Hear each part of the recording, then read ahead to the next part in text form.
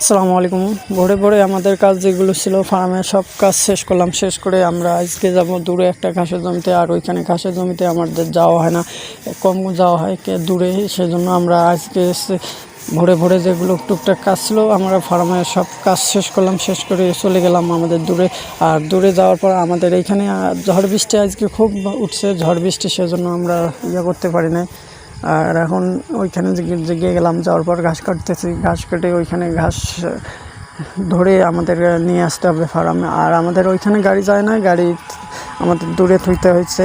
ওইখানে দূরে থুয়ে তারপর আমাদের ঘাস কাটি নিয়ে ওইখানে আবার বাসে আমাদের নিয়ে আসতে হবে গাড়ি পর্যন্ত। আর গাড়ি পর্যন্ত নিয়ে আসা, গাড়ি তারপর আমাদের ফার্ম অনুযায়ী ধরে আসতে হবে। আর ফার্মের কাজ আমাদের তারপর কাটাইতে হবে, কাটতে তারপর আমাদের গরুকে দিতে হবে। আর আমাদের শীতের কাজ সবসময় আমাদের মেকআপ দিতে হয়।